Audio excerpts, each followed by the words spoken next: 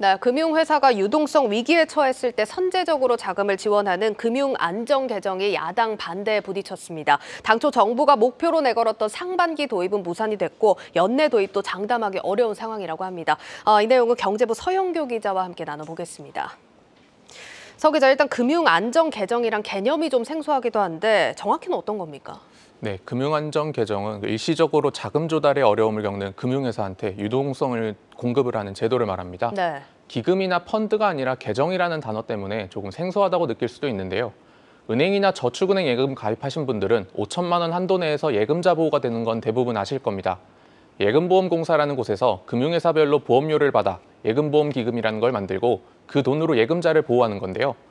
금융안정계금은 예보기금 내 별도의 계정을 만들어서 기금에 쌓여있는 돈을 활용합니다. 간단히 말하면 금융사들이 낸 돈을 바탕으로 유동성 위기에 처한 금융사를 돕는 것으로 이해하면 되겠습니다. 네, 이게 들어보니까 금융위기 때 도입이 됐던 금융안정기금이나 레고랜드 사태 당시에 또 가동이 됐던 채권시장 안정펀드와 좀 비슷해 보이는 느낌이 드는데 정부가 금융안정 개정을 별도로 또 만들려는 이유는 뭐라고 봐야 될까요? 네, 앵커가 말한 대로 금융안정 개정의 목적이나 기능은 과거 금융안정기금 그리고 채권펀드와 유사합니다. 네. 가장 큰 차이는 자금 지원 제도를 상시화한다는 건데요. 금융안정기금과 채권펀드 같은 경우 재원을 조성하는 데 시간이 걸릴 수밖에 없습니다. 반면 금융안정개정은 이미 적립된 기금을 활용하는 거라 신속한 대응이 가능합니다. 또 금융안정기금 같은 경우 정부와 하느니 재정을 부담하는데 아무래도 정부 돈이 들어가면 도덕적 해이 문제가 발생할 수 있거든요. 네.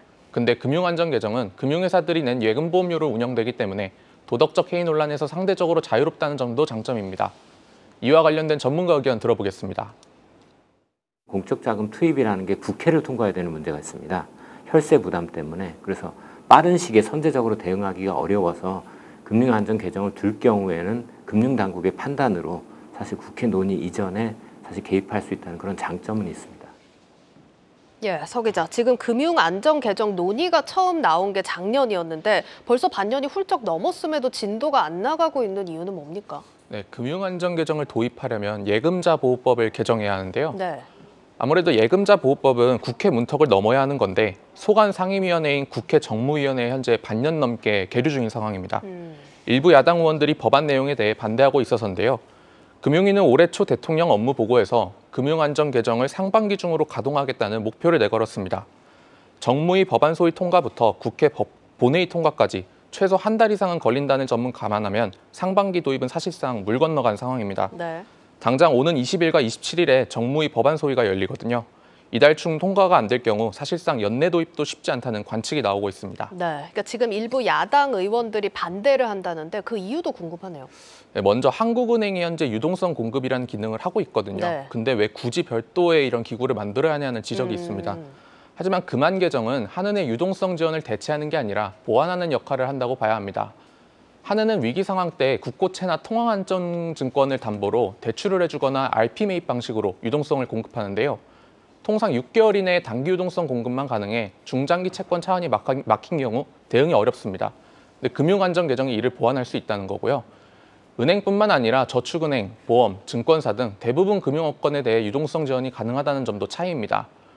또 예보기금은 예금자 보호를 위해 사용해야 하는 건데 금융회사 유동성 지원을 활용하는 게 부적절하다는 야당 지적도 나왔습니다. 네. 근데 금융안정 개정은 건전성 측면에서는 멀쩡하지만 유동성 위기에 처한 금융회사를 지원하고 부실화를 방지하는 것이 주요 목적인데요. 금융회사 부실을 사전에 막는 금융안정 개정 역시 예금자 보호라는 취지에 부합한다고 볼 수 있는 겁니다. 지금 금안 개정 도입에 좀 속도를 내야 한다라는 목소리가 나오는 게 올 하반기에 유동성 위기가 발생할 수 있다 이런 지적이 나오기 때문이거든요. 어떤 상황입니까?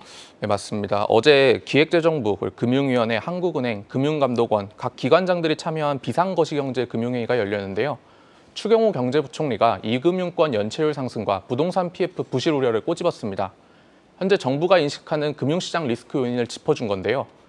올해 1분기 저축은행 연체율은 5%를 넘었습니다. 작년 4분기보다 1.66%포인트나 올랐는데 저축은행이 연체율이 5%를 넘긴 것은 2016년 말 이후 처음입니다.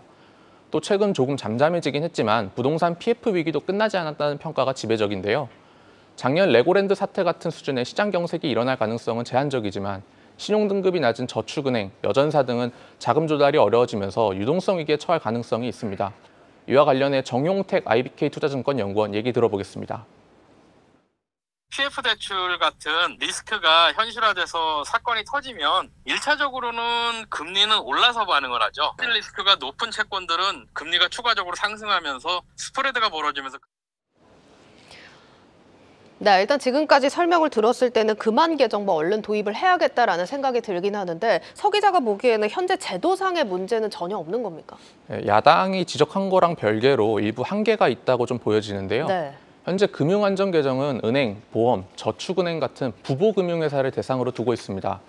카드사와 캐피탈사 같은 여신 전문 금융회사는 부보금융회사가 아니어서 지원 대상에서 제외되거든요. 또 저축은행의 경우 은행이나 증권사와 달리 채권 발행을 하는 경우는 거의 없거든요. 근데 금융안전개정의 주요 기능이 채권 발행에 대해 지급 보증을 서는 건데 그러다 보니 저축은행의 경우에는 사실상 지원을 받기 어려울 것이란 관측이 나옵니다. 네. 근데 유동성 위기 국면에서 사실 가장 크게 위험에 노출되는 게 이금융권, 그리고 저축은행과 여전사거든요. 그렇죠. 이들 회사에 대한 유동성 지원은 어떻게 할 수 있을지 당국이 추가로 검토할 필요가 있어 보입니다. 네, 여기까지 듣겠습니다. 경제부 서형규 기자였습니다.